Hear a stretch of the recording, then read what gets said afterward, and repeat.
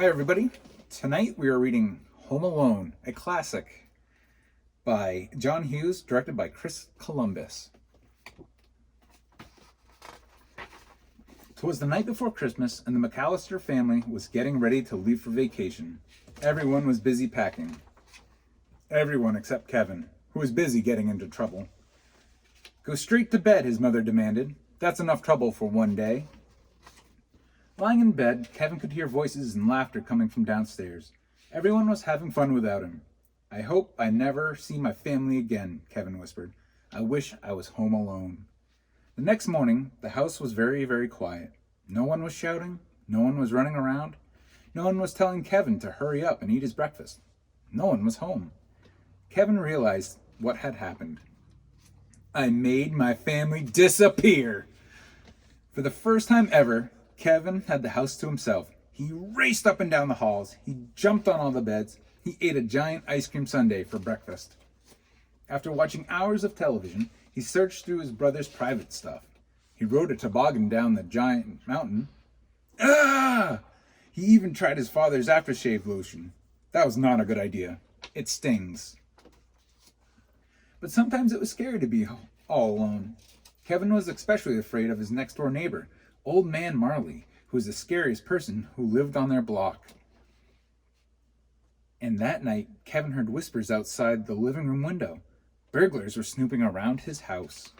"You see," Marv said, "most of the houses on this street are empty. Everyone's away for the holidays." "Perfect," Harry said. "We'll come back tomorrow night and steal everything." Kevin was so scared, he dialed 911, but the telephone didn't work. The wires were damaged in a snowstorm.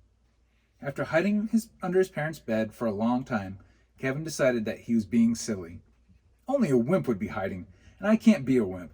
I'm the grown-up of this house, and I need to act like one." The next day was Christmas Eve, and Kevin had plenty of grown-up work to do. He walked to the grocery store and bought food. He put the clothes in the washing machine. He decorated the Christmas tree, and he hung the Christmas stockings for his parents and his brothers and sisters. "I miss you guys," he whispered. "I wish you would come back." Kevin's family always went to church on Christmas Eve, so that's what Kevin did too. After the service ended, he saw his scary next-door neighbor, Old Man Marley, sitting nearby. "You don't have to be afraid," Mr. Marley said. "The kids in the neighborhood have lots of spooky stories about me, but they're not true."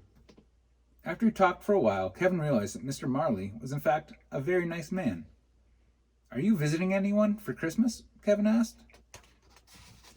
"No," Mr. Marley said. "I miss my family, and I'd like to see them, but my son and I are fighting. I said some angry words that I didn't mean." Kevin knew exactly how Mr. Marley felt. Kevin remembered wishing his family would disappear, but he hadn't really meant it. "You should try talking to your son," Kevin said. "Maybe I will," Mr. Marley said. When Kevin left the church, it was already dark. The burglars would be coming soon. He ran all the way home. Kevin made a plan that was full of booby traps. It's got heavy cans, tar on the stairs, ice on the stairs, glue, toy cars, feather fans, Christmas ornaments. He scattered toy cars. He smeared tar on the basement steps. He made a big pile of feathers. He hid sharp ornaments under the windowsills. He sprayed water on the front steps, tied paint cans to ropes. He stretched a tripwire through the hallway, and built an escape route to his treehouse. At 9 o'clock, Marv and Harry returned to the McAllister's house, ready to steal everything inside. They didn't know that Kevin had sprayed water all over the steps, and the water had frozen into slick, slippery ice.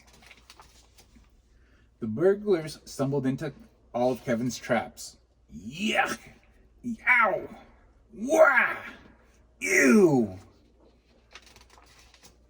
Marv and Harry slipped on the toy cars and were knocked over by paint cans. Kevin escaped through his bedroom window and ran next door to his neighbor's house. Unfortunately, Marv and Harry were close behind. "Now I've got you, kid," said Harry. Mr. Marley arrived just in time. Whack! Whack! He bonked the burglars with his snow shovel and called the police. Then he brought Kevin home. That night, Kevin left a note for Santa Claus, along with some milk and cookies. He couldn't wait for Christmas morning. When he woke up the next day, Kevin rushed into the living room. Mom? Dad? Is anyone here? No one answered him. Then he heard a familiar voice. Kevin? Is that you? His mother was home. I missed you so much, he said, giving her a giant hug. I missed you too, she said.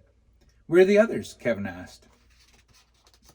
The front door flew open, and there they were. His father, his brothers, his sisters, everyone was home at last.